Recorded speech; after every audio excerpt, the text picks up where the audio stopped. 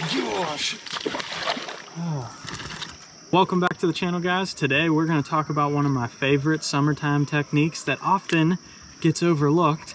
Yes, it's a frog, but more importantly, we're going to talk a little bit more in detail about how to get explosive bites like that in the middle of the afternoon. It's 3 o'clock and we're catching them. Not a big one, very easily could have been. I've caught giants in the summer, including my PB, doing exactly what we're going to talk about in today's video. So stay tuned and let's get right into it.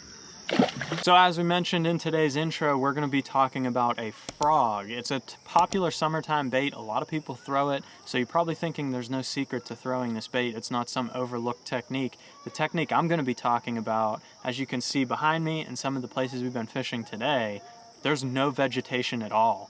The other thing is, it's the middle of the day. Most people, when they look at a frog, especially in the summertime, water's hot, bass are hot. When the water's hot like that, the sun is hot, everything's beating down on the water, you would think those bass would never come up for a topwater in the middle of the day when the sun's shining down. Everyone thinks this is a morning bait, or you have to have a ton of vegetation like lily pads and matted grass to really have success throwing a frog in the summertime. I will tell you what, it is absolutely not true. We're going to talk about that technique today where you're fishing bushes or other pieces of wood that are up there on the bank.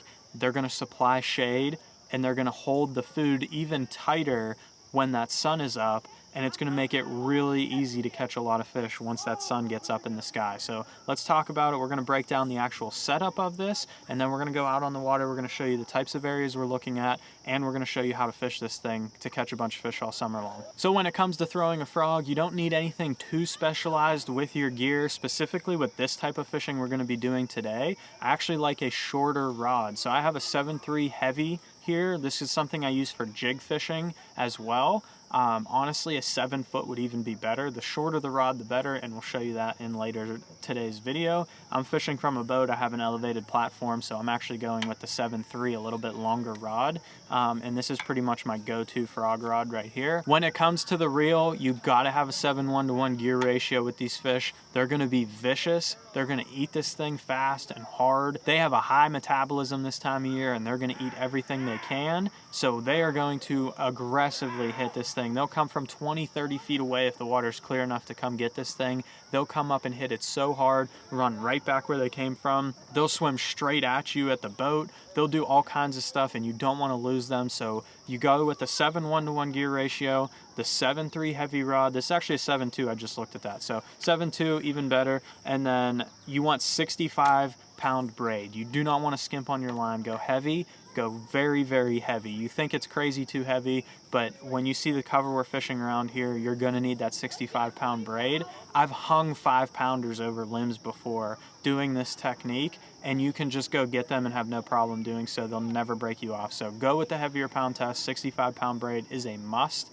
And basically, this is a winch. This isn't a fishing rod anymore. When you cast it in there and these fish viciously grab this thing, you're going to set the hook as hard as you can and crank as fast as you can and just burn them things right back to the boat. It doesn't matter how big they are. You just winch them right out of there before they can bury you in any of this cover up here and get you all tangled up. So that's the rod and reel setup. When it comes to a frog, I keep it really simple. This is the 6th Sense Vega frog that I have right here. I like this one because of its narrow appearance and the pop face on the front, so you can actually fish it as a popping frog, but it actually walks in place really well, and that's going to be very important with your frog in today's video. So it doesn't matter what frog you like to use. Get a black one, a white one, and a bluegill color. Those would be the ones I would recommend. Again, these fish are probably feeding on bluegills up there shallow, so a black or a white throws a silhouette and they can't really tell what it is, and then a bluegill color would just look like a bluegill. So any of them can mimic bluegills really well. They'll eat a frog. If a frog jumps in the water, they really don't care what it is. If they can put their mouth on it, they're going to eat it this time of year. Whatever your favorite frog is, get that one. Like I said, the most important thing is just to be able to walk this frog in place. You don't want one that you have to work, pop forward, or cover a long distance of water. You want to keep this thing in a tight, confined area for a long period of time, and that will give you a lot of success with today's technique.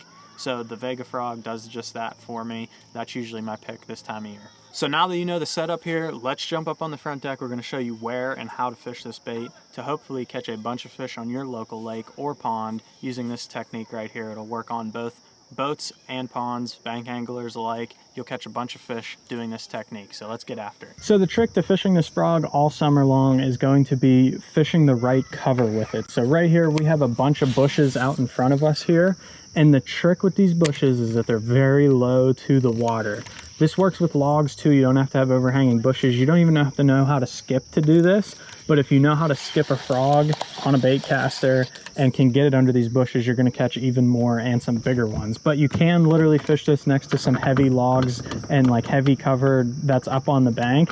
That will offer the shade that these fish need. But what these bushes do, since they're so close to the water, is they offer a tremendous amount of shade, pretty much 24/7. There never is sunlight that gets under there in certain areas. Some days, on sunny days, it'll be in a very short, small pocket underneath. On a day like today, we have some cloud cover. It kind of extends a little bit further. It actually makes it harder when you have cloudy days like this, because what will happen is the bait will actually kind of scatter out a little bit, and so will the fish. They'll be able to come out. The water's just as cool out here as it is under there, but when you have that beaming sun down on the water, they only have one choice but to live under this tree right here, or this bush right here. That's the only cool water that's up here, and other than that, they'd have to swim all the way back down to the main lake and live down there. So these are resident fish that live up here, and they live under these bushes. The bait's under here. There's tons of bluegills. The bluegills spawn up here.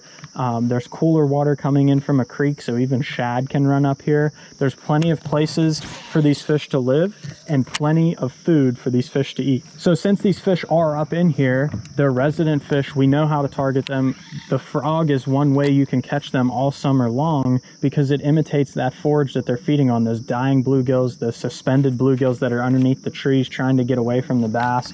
So all I'm going to do with this bait, I'm going to take wherever I want to cast at. Like I said, you don't need to know how to skip, so like I can just cast in that little shade pocket right there. When that bait hits the water, I'm just going to slowly walk it in place. So I'm just going to gently twitch my rod and try and keep it in that shade pocket as long as I can. Once that bait gets out of that shade pocket, there's no need to keep that bait in the water.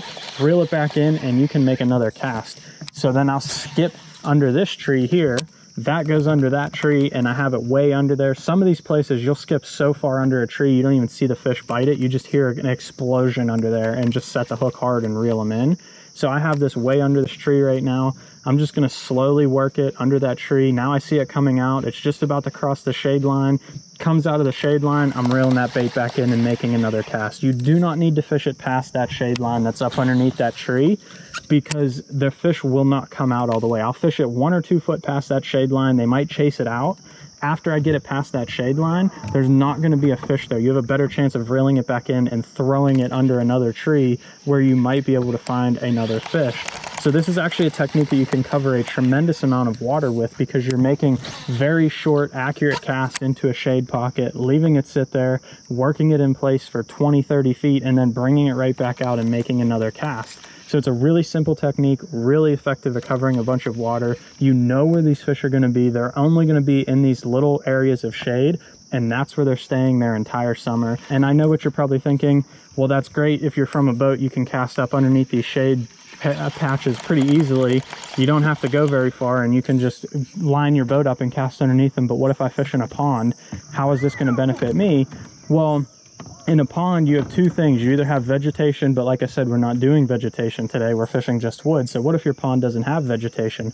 Those fish can still live up under shade pockets like this, except instead of me casting up under them at a straight on angle like this tree would happen to be where there's a bunch of shade with overhanging trees. I would cast my frog right down the edge of the shade line, and I'd work it the whole way down the shade line. You're actually going to cover more water doing that, because those fish will come out of the shade line to get the bait just a little bit. So I'll work it down this entire shade line, walking the bait nice and slowly next to a prime piece of cover, and those fish will come out and ambush it right there. Like, that would be a perfect place if there was some shade there for a fish to come up under that tree, right out of that point in the tree, and come out and get that bait. So even if you're fishing a pond, this is an excellent technique to be able to do so.